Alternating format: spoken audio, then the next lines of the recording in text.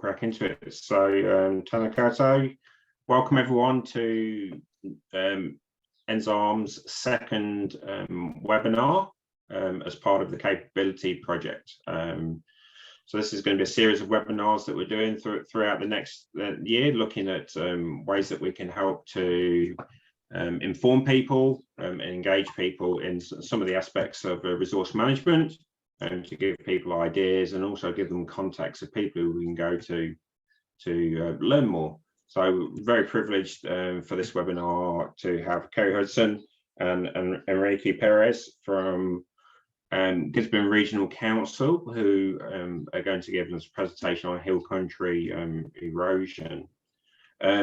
Kerry needs no introduction to a lot of you, so has been in the New Zealand resource management scene since the 80s, and has held various roles in Gisborne Regional District Council. He's worked in planning and implementation of poplar willows, exotic indigenous forestry, through to a range of grant assisted schemes throughout time. I think those who came to the NZARM conference and saw in the masterclass really got a good feel for the skills and experience that Kerry's got, and so we felt it was a great opportunity for other people who didn't go to that conference to hear a bit more around his experiences, and as a result, this presentation, Kerry was saying there's very few photos that are a double up, so everyone's going to learn today. And then supporting Kerry today, we've got Enrique, who's a land management officer with Gisborne Council. He's got a varied background from land use capability surveying, GIS, nutrient management. He's been an agronomist and worked in Mexico, Melbourne, and now resides in Gisborne, New Zealand. So a wealth of experience that he'll be able to bring to discussion on the subject matter of hill country erosion. So in terms of the way the process will go, it's going to be very informal in the way that the presentation will be based around photos, where there'll be some descriptions of what are the risks are, what we're trying to achieve. So a real encouragement for you to feedback in the Q&A section on the bottom bar, where you can ask a question. So at the end of each picture, we can have some specific questions about what we've just seen, what we've done, why was it done that way, and then we'll move on to the next picture. So giving people the opportunity to really learn today. I understand there is a big number of photos, so the aim will be, if we don't get through the photos, it'll be an ideal opportunity for us to come back and revisit a session like this in the future. So without further ado, I'd like to hand over to the guys residing over in Gisborne. So welcome, Kerry and Enrique. Thanks, Adrian. Hey, that's really nice to be in this. It's our first attempt at a webinar of this nature, and we're really keen to share our region and what we find a really interesting part of the world to be in. We've got a crew of three of us, so Bryce, McLoughlin, Enrique and myself, and Enrique and I are going to go through what we hope is really interesting in terms of the Gisborne district. Just for the photo we've got here, we find this particularly successful piece of planting where it's strategically planted through there. A lot of grazing still available to us. But things to take into account here are there's been a lot of movement in here over the year, a lot of historic. You can see even some fresh movement on the upper slopes, but it heals very quickly, and our topsoils, but also our subsoils, are very fertile. And we have a wonderful growing climate, not only for trees like this, but also for forestry and a whole range of things. But coupled with that climate is we do get a lot of very intense rainfall events. So if we move through to some of our challenges, we'll go through a range of these for a start. Now, those of you who came to the NZARM conference 2013, we walked out here onto the Tonedale Slip. You can see on here that we appear at times to be getting on top of it, and we get a big rain and a whole lot falls in. This is untreatable. We've had minimal success in dealing with it, so we need to make sure we don't have more and more land getting like this within our region. Moving on, so we get some more gully erosion here. Really interesting in this situation here. There's still livestock in there, but they're very hard to keep out in terms of fencing this. Really good cover of indigenous regenerating scrub in the bottom there. The gully at the bottom is quite stable.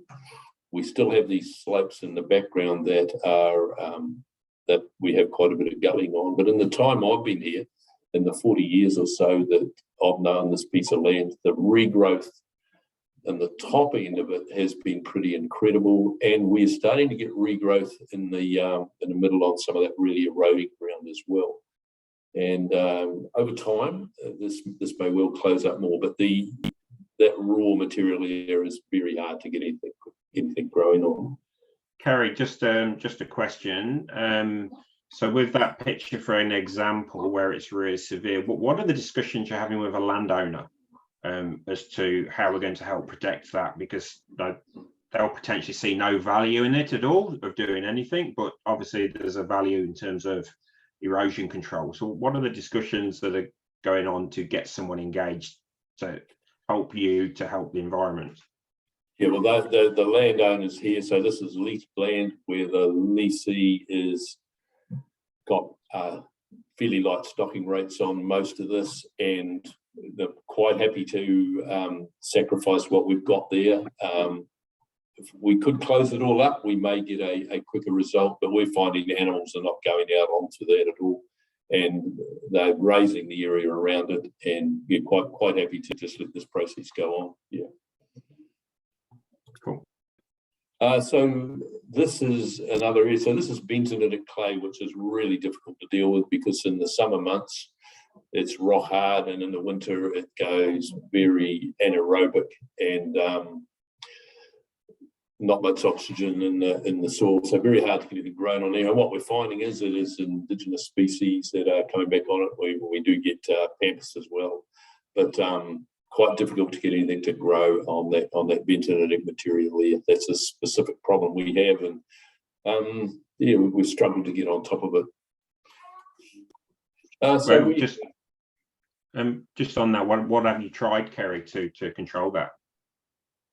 No, once again, there's been attempts to grow a range of things on there that have been pretty unsuccessful. The thing we need to do in this situation is we've had minimal success. We're always looking at ways that we may improve that letting the indigenous come away on it is the most helpful thing we can do. But what we need to do is ensure that the areas around it are not increasing in size. So we're doing conservation work at the heads of these gullies where it's more stable. Our role here really is to prevent that getting more land like it. So very difficult to deal with that. Moving on to this. So this is an area where we've got a very hard-based gully and very difficult to get anything growing on that. Very skeletal soils getting up to the sides. In the past, they would have planted plantation seedlings all over that. We've certainly had a change of that in the last few years. We may have them out on the greener, more stable sites. But the dilemma we have in here is what to grow on this. And we've struggled with that. And what's happening here now is we'll get plantation species on the better parts of this. The areas in the middle will be left to revert, but the rate of reversion is pretty slow compared to how much activity we're getting in there. We have got a pretty good seed source in this site, and if we do get the chance, several years without intensive rains, then it's quite amazing what does come away here. If we do plant it in plantation seedlings, we've got some sites further on in this presentation that will show how plantation trees on better slopes, on the better country, will complement what we're trying to achieve in the middle here. But really difficult scene and very, very hard-based gully, hard to get anything to grow in there. So once again, this is a close-up of a similar sort of site. We get a bit of flax in it come away. This has been grazed up until recently, but even now we have a landowner here who has planted manuka on where they can plant manuka, and we would see that as the best option we have, but it's very slow growing. And this is quite a difficult problem to address, the hard bases in there. Not a lot of success with trying to put structures in there at all, and planting is pretty difficult. So very skeletal soils, if any at all, and even out on the slopes have been pretty bony, and they dry out quite dramatically. So that's the sort of stuff that's going to be hard to deal with in the long term. So moving on here, this was a bit of a surprise about 15 years ago now. So the interesting thing about this is a major slump. This is pretty deep, and there was no toe to this. It just came out the hill, fell out over some flats, and quite a surprise to everyone. And we allowed this to settle over time, and they reinstated the road over the top. There was too much material to do so. Now you'd think, looking at it from here, it'd be really difficult to have any success with putting a road over there. Now it's grassed over completely, and you need to explain to people that that's what happened, and it's only 10 or so years ago. We left that for a couple of years and planted a lot of willow and poplar. As you can see, it's really close to the sea, so quite a difficult environment to grow anything. But a real surprise to have a slump like that arrive on mudstone soils that we've got here. Just shows how unstable our area can be. So let's go back to cyclone bowler now. That might look, well, what's this all about? The blue line there is where the land used to be compared to the power pole. So that power pole is sitting on the wires, about 5 metres above the ground. So the whole area is slumped, leaving that. So that's how dramatic this can be. This is right up near the top of the hill. That's some of how big a mass movements we get here. And moving on to, this is the scale of some of the movement we do get here. So I was in this paddock here about 4 days after a major event. This guy had 5,000 ewes in this paddock, and he was wondering what his losses might be. It was about 5 of them. And you can see the scale of the ewes in front of us and how far it is down to the bottom of the hill. The dam stayed there for several weeks and then just frittered away. This area, since the area on the side nearest the screen, nearest the front, was planted in radiata, and now you wouldn't actually pick that there'd been too much movement in there at all. They may be able to ground base quite a bit of that.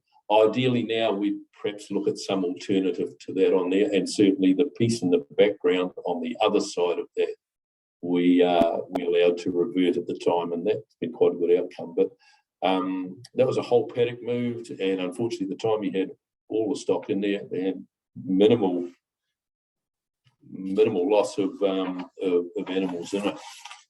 Just a reminder for everyone, if anyone's got a question, just to slip it through on the question and answer, no relating to any of the photos, and that will allow us just to expand on some of the explanations or investigate, options or thought processes. Yeah. Thanks, Adrian. This was a bit of a surprise as well. It just fell out one night. It had been, it was in the autumn. It hadn't been that wet prior to this, but what it shows is just the erosion we get on really easy sloping land. And it is also one of the reasons that we've used land use capability in our region. We'll go through that a little bit further. The interesting thing about this photo here is downstream of here, but not in the gully immediately below this, we had a series of debris dams that held the slopes out to my right, and in fact really nicely. The gully is quite raw where the slug fell into the gully. So really wet. It was forested for a while. It's been harvested, but radiata is not the answer to this. And going back to poplar and willow on that, it's really quite wet country, and you can see how much the silver poplar at the time did move. But really wet bit of country, and just can fall out here on really easy sloping. And if we move on, we can see how easy some of this land is. So this is in the middle of a quite a large, what we call a very stable property in the Gisborne District, and they've got a small zone of quite unstable land through the middle of it. And this was an event just overnight again, where we had this quite severe earth flow, blocked the creek for a while, that blew through again, but incredibly wet. But with we've grown poplar and willow on that, quite successful. Quite difficult to deal with the toe of the hill though, that can keep flittering away. But when it first fell out, very low angles, so you're only on C, D slopes there probably, and rocked the whole creek, and it's settled down quite nicely. We do have to be careful with what might happen at the toe of that hill again into the future. Kerry, just a request has come on, whether you could just maybe give a bit of a explanation as to where you are, so people can get a sense of where you are from the coast. Yep. The location, and maybe as a result of that afterwards, if we could provide, to go with the video recording, those some dot locations on a map, and then people can actually go back and look at them, and to look at the bigger aspect, that would be cool. Yeah. Okay, so the last one there is directly west of Gisborne, and what's considered a really stable part of Mudstone Hill country at Tautangi. We come here to Pukatiti, which is a legendary property on the coast, quite iconic, and a farm we did one of the freshwater farm plan pilot surveys on. Once again, just trying to show that on easy sloping country, and this is crushed argillite, so it's between Tokomara Bay at Tukuya Springs and slightly inland. It's not far from the coast, and we get this really severe gullying and associated slope movements. Very difficult to get anything growing on that, and you'll notice that the thing that does appear to grow there better than anything else is the kahikatea out to one side. Unsuccessful with poles in the top end, the gully's just too active, and it really needs some long-term cover. One of the problems we have with this is it's a give and take boundary. So the creek at the bottom of the hill is the boundary, and obviously impossible to fence on that. So there's give and take here, and people are reluctant to spend money on erosion control on a piece that they might be farming but they don't own, and so this falls into that category. We're always looking at what we may be able to do in here, but this has been in a very difficult situation for us to try and do anything for a long time. So we've considered that through some of the work we've done in the past as untreatable. It does improve a little if you get several years without much rainfall, but it's been quite active again in the last 2 years. Kerry, just to calibrate some of the listeners, like for example, the last one you're calling it easy slope. Are you classing that as below 25 degrees, below 15 degrees? What's your calibration as to how you describe things? Yeah, so we might get to E, so moderately steep in our gully with a little bit of F where it's raw, and out to the sides we'd be D with, but perhaps some C on the really easy sloping stuff. So and totally in the foreground there. But compared to some other rock types we have here, this is quite easy sloping. So you're ranging from strongly rolling through to just a little bit of steep in the middle here. But in terms of erosion severity, we're in 3s and 4s, so very severe in the gully and severe out to the sides, but really difficult to deal with. Afforestation of that is, we've tried it, and you've still got a raw gully unless you can try and get in there and plant something during the rotation. Yeah, so now this is totally inland, Tokomara Bay, Tolaga Bay through there, on a piece of land owned by, our council is the only shareholder, a big area of land there. The problem we have here is quite steep mudstone slopes just oozing into this gully. Very difficult to do anything with that. And every time we get a big rain, those outside bends are eroding. So very difficult to establish anything on it. To do any form of river works in there would be prohibitively expensive and probably very high risk, certainly with the intensity of rainfall events we've had in the last few years. Where you get away from the effect of the meander of the creek, you get onto some reasonably stable slopes immediately at the front of this picture. But overall, we've got a series of outside bends and slumping into that, and just the unstable nature of this land we're on. So the very top end of the Mata catchment flows of the Waipu down through to Ruatoria. So of real interest here to Ngāti Porou. This is the sort of sediment they have coming their way. We get right down at Ruatoria and out to the coast. Right, just a couple of questions coming through. So relating to the photos. So would planting the entire critical source area help mitigate the pressure of erosion downhill of the slope? Yeah, that's lower down the slope. Yep. Yeah, that's where we're heading on that. We'll go to like traditionally that would have just been a total afforestation job with Pinus radiata. What we're looking at, and we'll get onto some similar photos coming through, is afforesting the upper slopes with radiata to get rapid canopy infiltration, but areas we can safely harvest, and manuka or something of that nature further down. So we'll get onto a couple of photos that show that.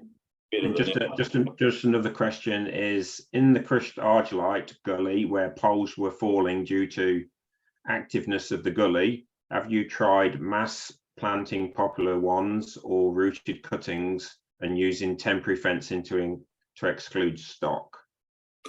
No, pretty difficult to fence that, and we have tried cuttings and sites. We haven't on that one.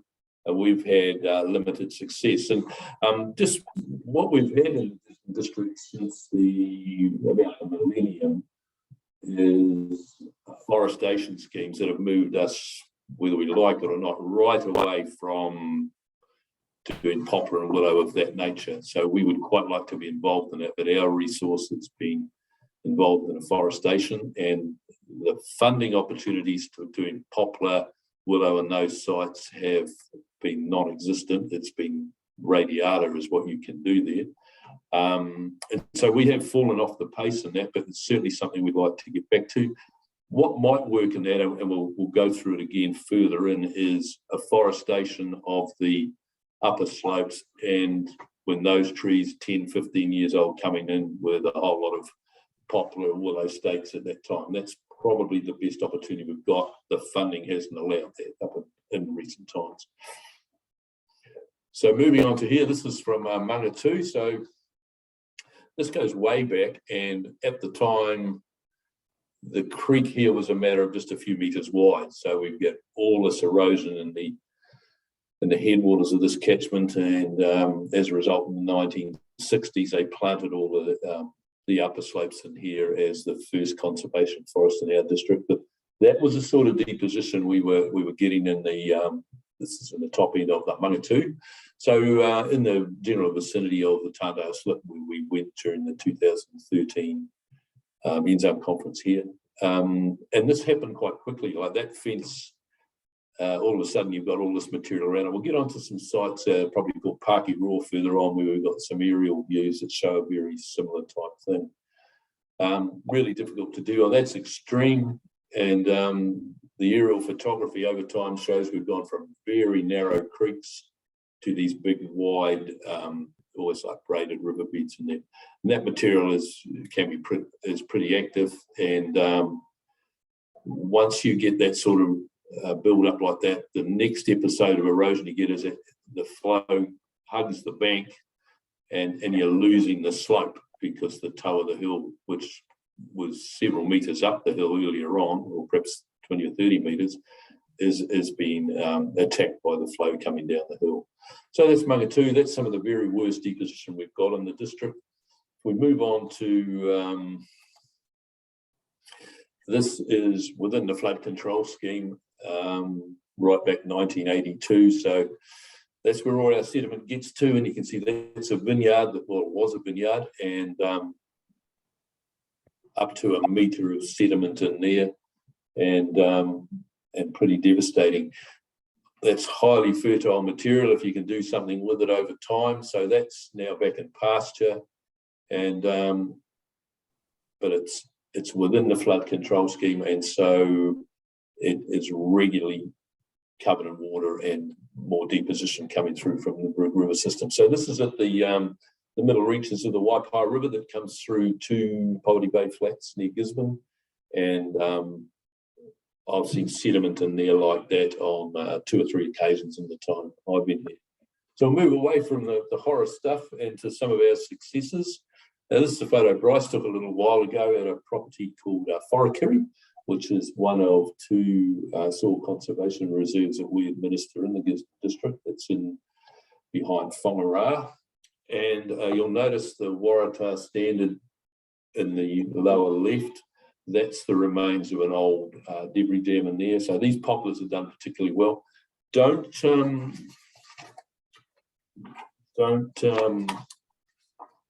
underestimate how badly eroded that was. It would have been bare ground on both sides for some distance, and the combination of the dams in there and the trees have done really well.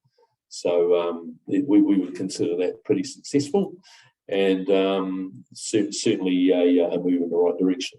Once again, and this is one of the few photos I've got on here from the masterclass, this is a series of debris dams, and you'd be saying, well, they look pretty tatty now. Well, the whole idea of those was to contain the sediment and get the tree roots growing in there. Probably not quite enough trees in there. But once again, that was raw on both sides. The slopes, even with the trees on it, on the steeper side there, were bare ground, and the meander pattern just undercut the side of the banks there all the time. So this was ongoing soil erosion. You'll notice it almost looks like a flow through there. That's the root mat in the middle, and just how successful that's been in binding that ground together.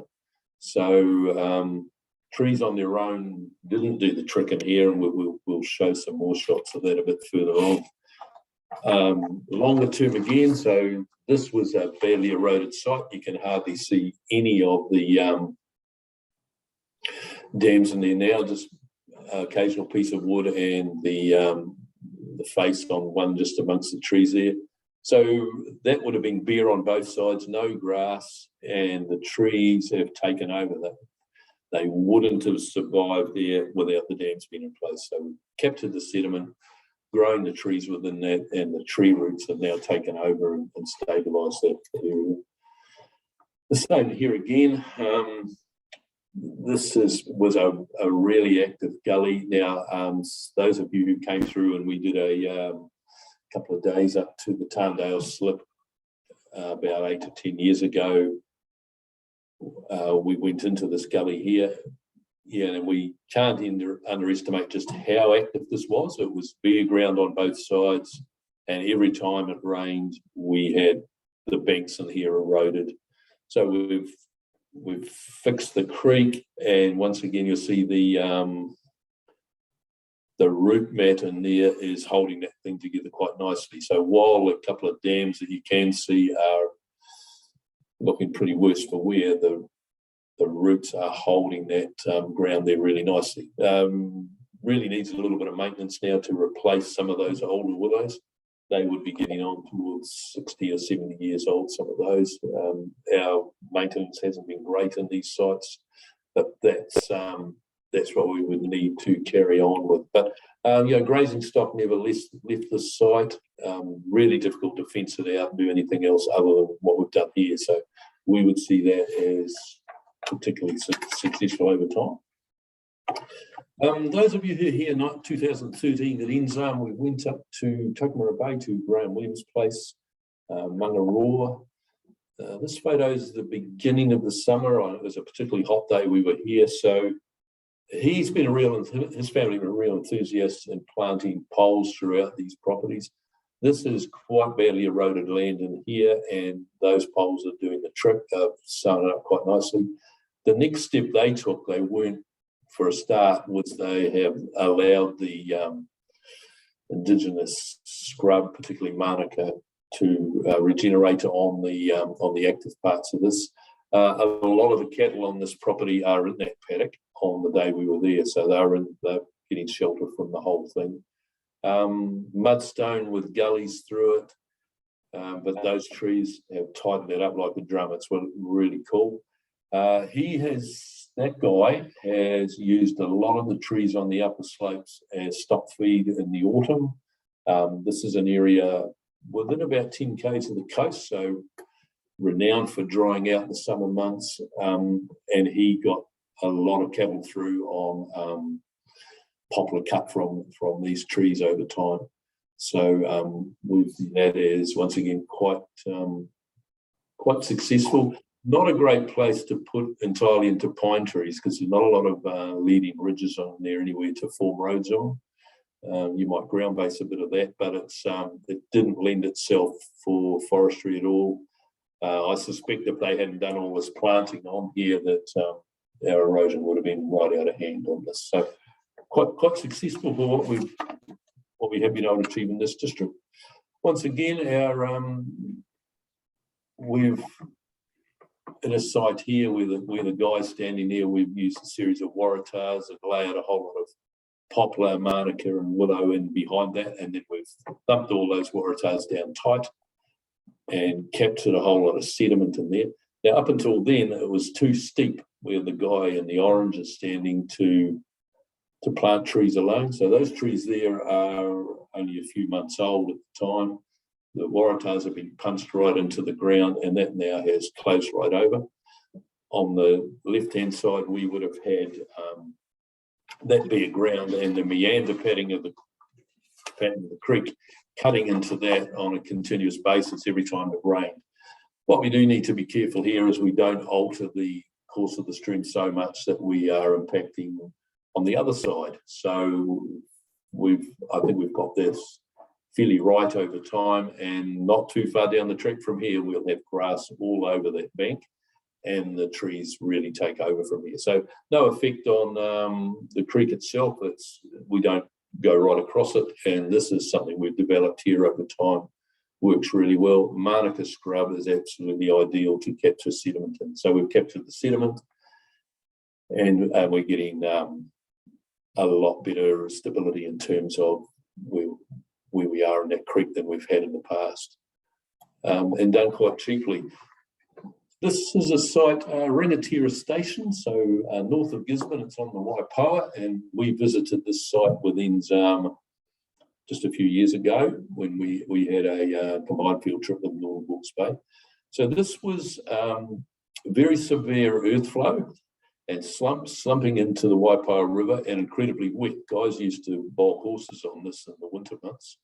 So the whole thing was cultivated, and a series of graded banks of drains cut alongside the contour in here. So the contour was surveyed into it where those banks were formed, and to hold them in place, all these poplars and willows were planted. Now, in the bottom of it, it's like almost solid poplar and willow, and we had to install butyl rubber tube through there to get the higher flows directed across that active ground there and into the river. Almost immediately, once this was done in the 70s, the quality of that paddock improved out of sight. The runoff was controlled quite nicely, and it became a highly productive paddock as opposed to, I think at the time you might have almost had quite big areas you turned wetland in there. The problem we have with it now is, and it was evident at the time that NZARM was here with us, is we haven't maintained the trees the way we should have. For the first few years I was here, we cut several hundred poles every year out of those trees because it's quite accessible, it's quite flat. But we've got away from that, and they consider that that's quite fertile ground. It's a matter of stabilising it and drying it out somewhat, and they grow a lot of feed. And there's a big feed source in there in terms of poplar and willow as well. Kerry, just a general question that's come through, I think we can relate to all of the presentation of, in terms of some of the plantings, know, how many would be registered for the ETS, or does that actually influence decisions now in terms of what you're going to do moving forward? It's a really interesting point. A lot of what we've shown so far would be pre-1990, which, and then the site we've got now, we'd certainly be looking at someone involving that in the ETS. We've certainly got trees that are dense enough to qualify, but of course, most of the planting we've got here that we've shown to date, poplar and willow, going back some time now, we haven't planted poplar and willow in this nature for several years. And so the ETS has been a fairly new entrant into how we might deal with some of this. But yeah, if it's post 1990, we're certainly encouraging people to enter into the ETS with it. And it's certainly be quite helpful for them to be doing that. This site here, so we're Waikura Valley, right up, not too far from our boundary with the Bay of Plenty. And the Waikura River is a sub-catchment of the Raukokuru, so it flows into the eastern Bay of Plenty. So we're in really wet argillite here. That to us is a very good land use. It's wet country. It wouldn't grow great forest. There are wet areas in that, but the willow and regenerating scrub. So we've encouraged the scrub on the eroding areas as well. A lot of rushes, but very summer safe country, which is a bit of a premium in this district. You can go into the Waikura Valley in a dry summer here on Gisborne East Coast area, and this is an oasis up there. So we see this as a real good land use. Once again, the eroding areas there, our earth flows are not that steep, and you can see pieces that are eroding at times as smaller slumps through that, and these guys would be going back and planting this pretty regularly. Haven't for a while, but it's just been the move we've had away from planting poplar and willow trees. So they're pretty dense, and they would certainly qualify for the ETS if we were looking at that now. Kerry, just on a similar theme, with probably over the recent years, we've seen an increase in planting of manuka because of the potential value and income.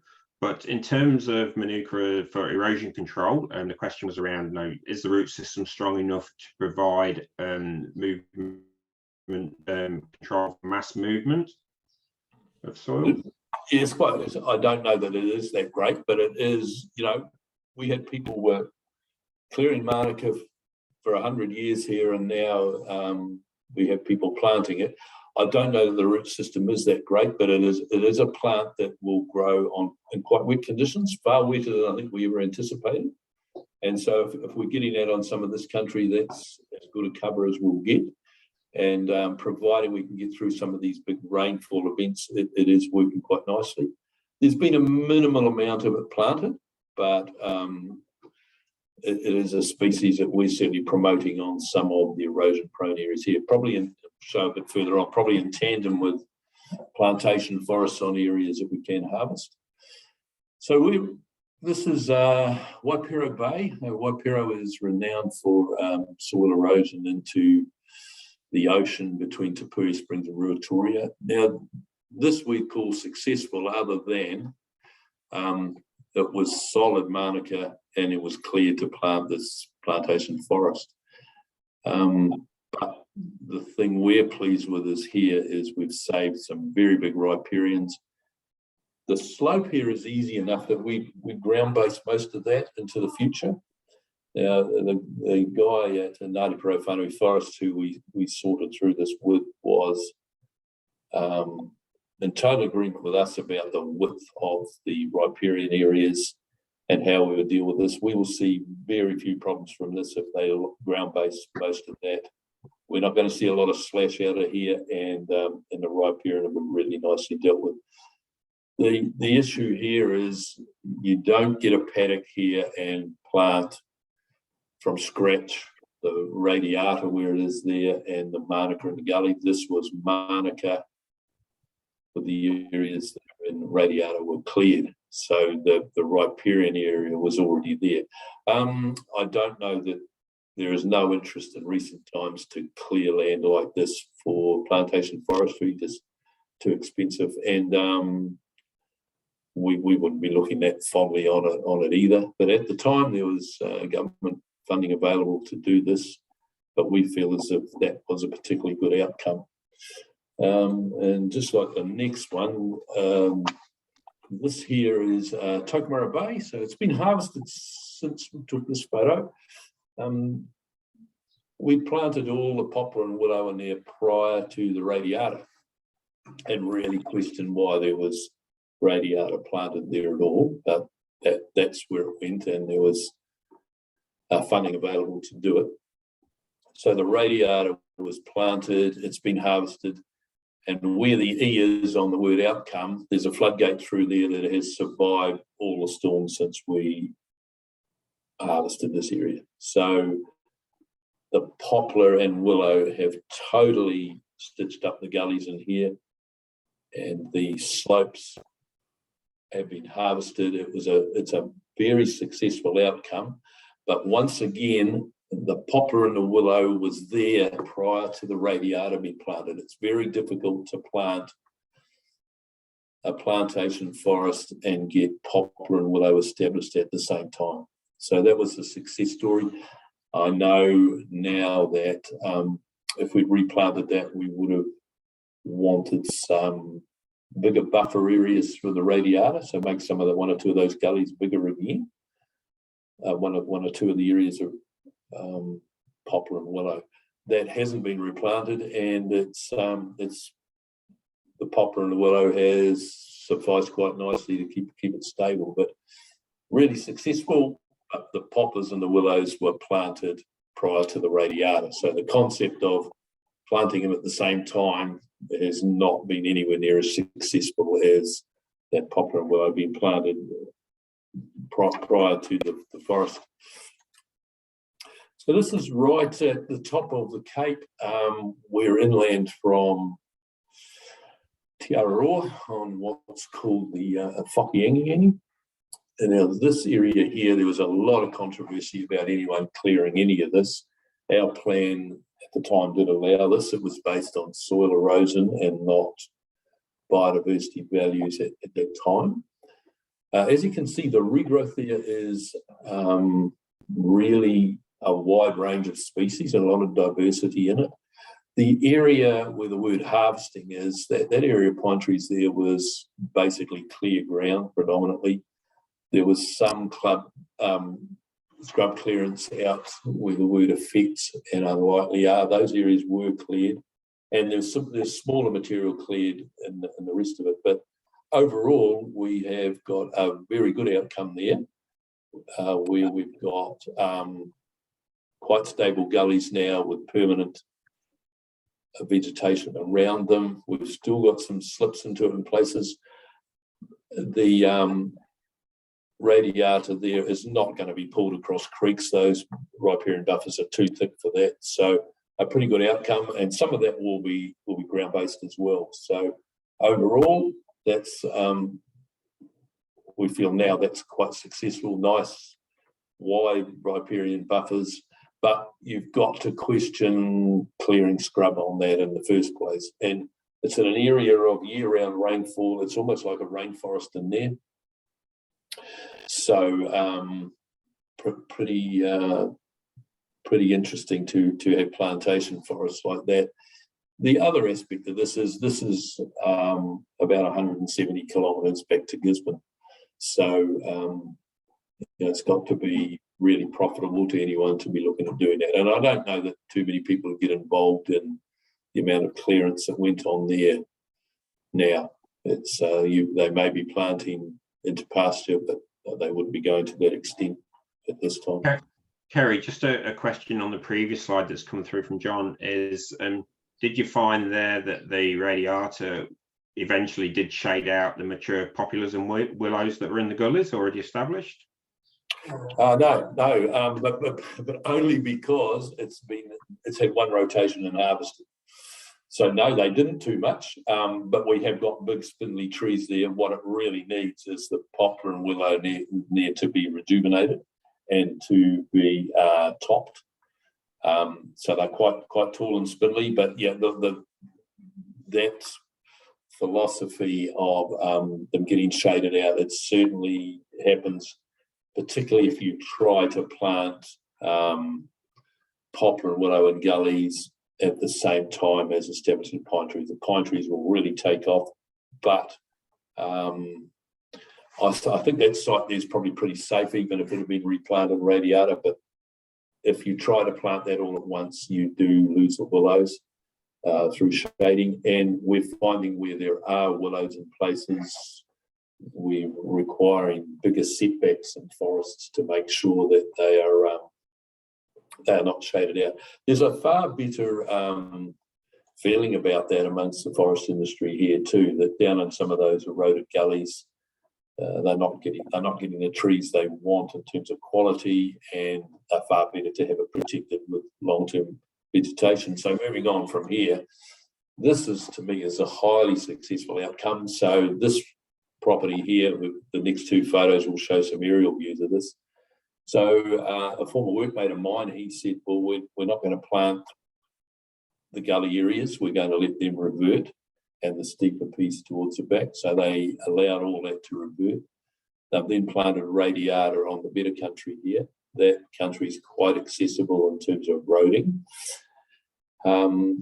They will ground base quite a bit of this, but there'll be no pulling across those waterways. What's so successful about this is the riparian vegetation here has had the runoff rates through the gully reduced dramatically by the fast-growing radiata.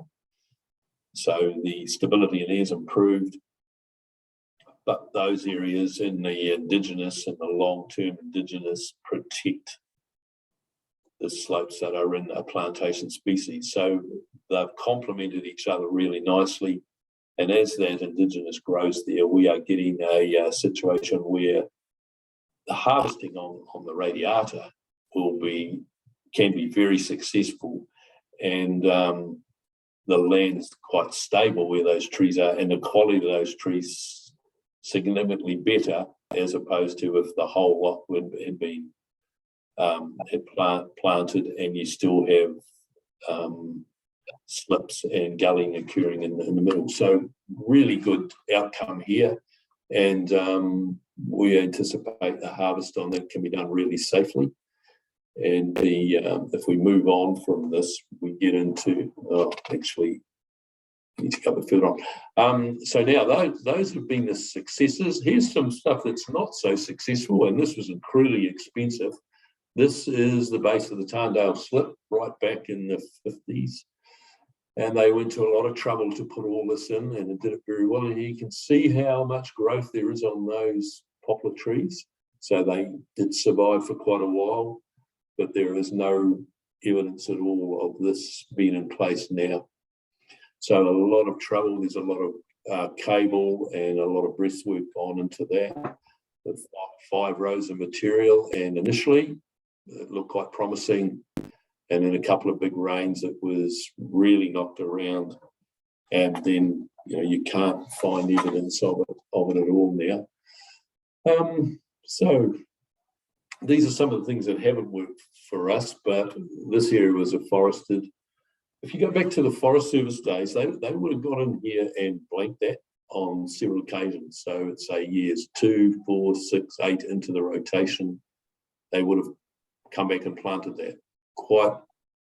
Quite risky, quite expensive at the end of the day, but this now gets left till the next rotation to do anything. So this is what the funding schemes get us into the situation. You only spend money on it in establishing it, and then no one follows up on that. As a consent requirement here, when this gets harvested, we would be looking at trying to get vegetation back on those slopes through a process like that of blanking it over time, and at years 10 or 12 attempting to plant willow in the gully there, but really risky. And that's sort of been considered. It's been planted, treated, and considered successful, and yet we see that as something that has not done the trick.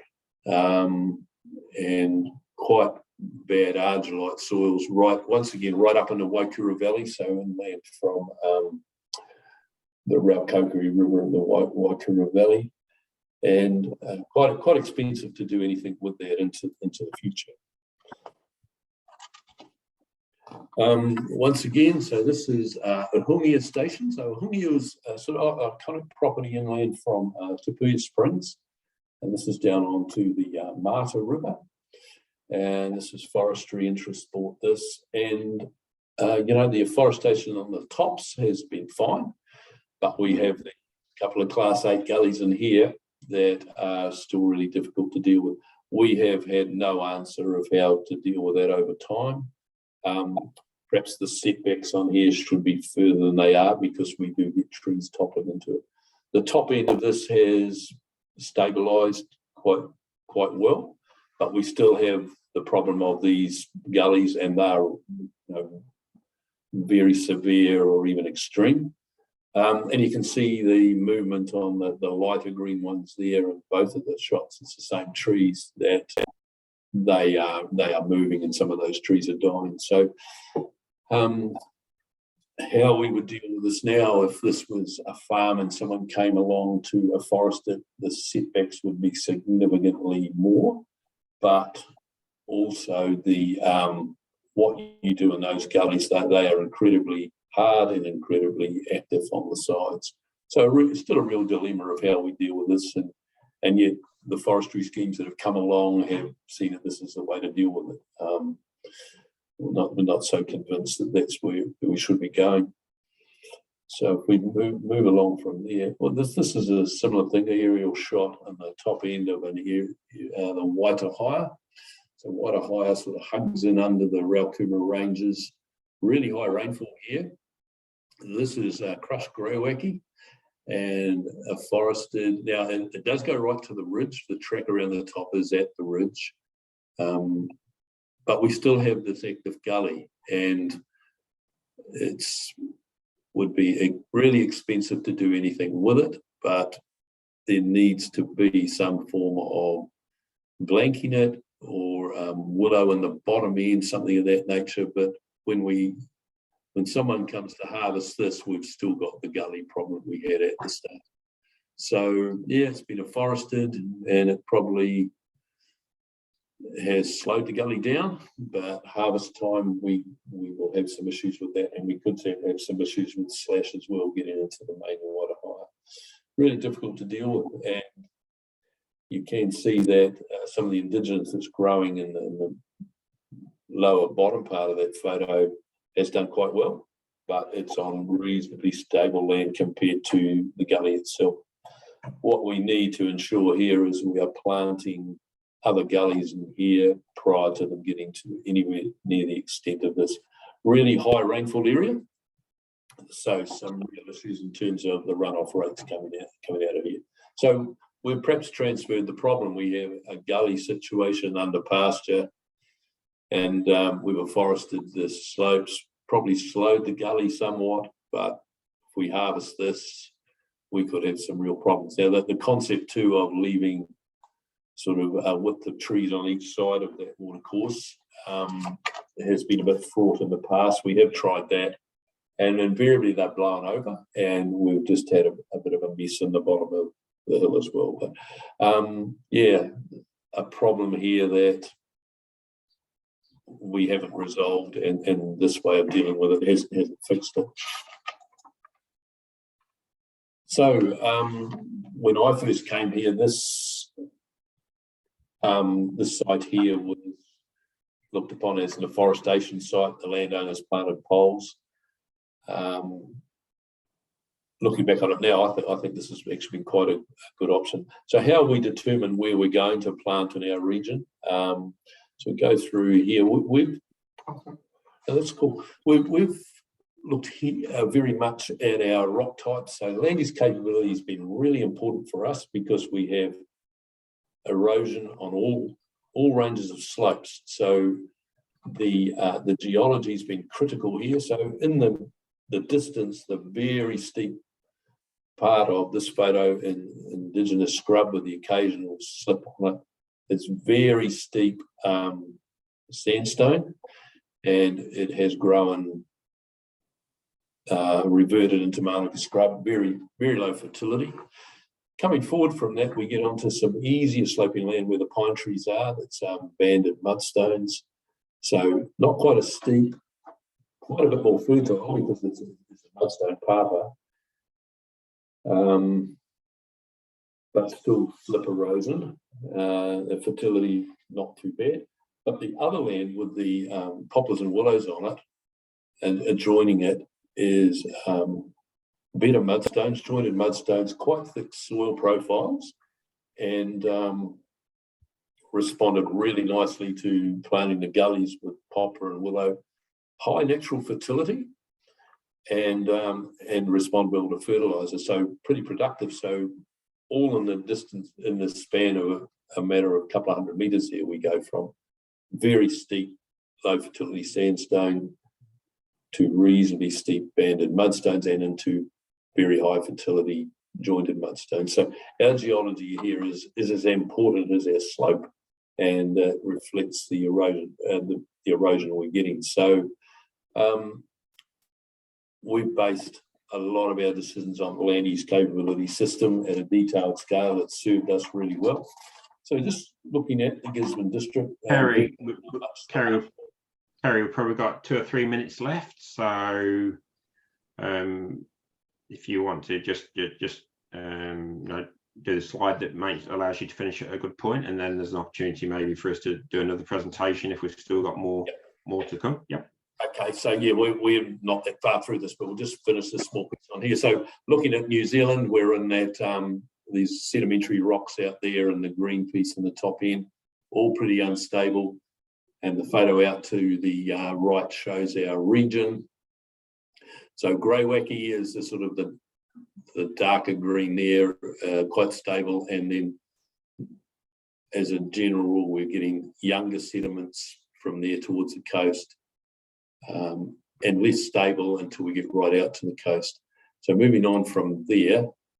So Bryce mapped this, and you could map this just about on the colour. So you can see how the land use capability system really serves us well. You've got steeper slopes for class 7, quite a bit of 4, some 3 and 6 in there. And you'll notice we've got reasonable thicknesses of topsoil on the easier slopes and where the green is. So the time of the year was pretty influential in what we've got here in terms of showing us the topsoil, and mapped this really, really nicely in terms of where we've got 7, 6, 4 and 3.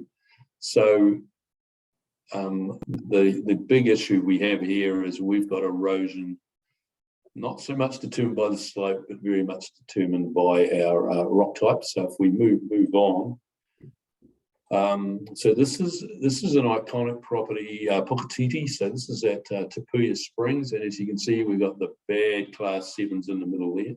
They are not really that steep. The gully right in the middle does steepen up, and you've got big areas of class 6 around it, which trees have grown really nicely on. The bad 7, not as good. And then big is your class 6, which we have a lot of very successful plantings on there. So land use capability work has really worked quite nicely for us, and we've based a lot of where we're going on that. So we've been really fortunate over the time since the 60s, 70s in particular, but through to the millennium, we mapped up to about 70% of our district at a 1 to 10,000 scale, and that's really, really helpful now as we move into this freshwater farm plan process as we're in there. So if we go on from there. Kerry, are we're probably going to need to just close up now, just with time and people moving on to other appointments, if that's that's okay. Cool. So we've still got quite a bit to go, but we're quite happy to field any questions from here. The next part of this fits into another time. Yeah, definitely. So just getting feedback on the Q&A that people would like another session. Very strongly saying that, so really keen for that. There's just one question just being asked by John is, On those deeply eroded sites that provide impossible to a forest, that are possible to forest with traditional soil conservation trees, as a first step, what about gorse? Controversial for farming system, but may provide a nurse for other species. Yeah, we've got quite a bit of gorse coming away on parts of the coast. Gisborne has not got a lot of gorse in it, the Gisborne area. It's increasing, unfortunately. We haven't got gorse in the Waipoa catchment. So if we started looking at gorse in the Tarndale, and we'd really cop some flack. The other species that's coming away on some of this is pampas, and that makes our biosecurity guys cringe a bit, but that is the one plant that has been reasonably successful on some of our earth flow country, and it's certainly very persistent. But yeah, like we look at any alternative on some of this stuff, but the gorse thing, people mention it to us at times, but even gorse on some of those, it is so active. We certainly haven't tried it. Ministry of Works and Development back in the days with John Hall and Don Miller tried a large range of legume species, which did okay on some of those areas until we got the big rains. But the funding sources for that dropped right off. It was yeah, quite difficult at the time, and those sorts of trials need to continue. The plant, well, I think we are finding that is a lot more versatile than we anticipated as Manuka. But you know, we're certainly keen at looking at anything here. It's something we need to keep researching, and we haven't been doing for quite a long time. Our focus has been on some of these afforestation schemes, and so yeah, that's where we're at with that. Awesome. So a big thank you to Enrique, Bryce and Kerry. Kerry's presenting, but I'm sure behind the scenes there's been a massive effort going to put this presentation together, and especially around the discussion that was going to be had today. And by the sounds of it, we've only just scratched the surface of the presentation. So we'd be honoured if you guys would come back again next year and continue this presentation as part of the series. I think it's very valuable information. Just from the number of questions that we've had, it's all very topical, and people have learned a hell of a lot from it. So a big thank you to all three of you. And just to everyone who's tuned in, as I said, this is part of the development of our capability project within NZARM. So really looking forward to providing other topics. So if you do have topics that you want to learn more about, there's an opportunity for us here to go out and resource the people for that, to support extending your knowledge base. So with that, I'd like to wish you all a very safe and Merry Christmas, and hopefully see you all again in 2023. Thank you. Yeah, thanks, Adrian. Thank you.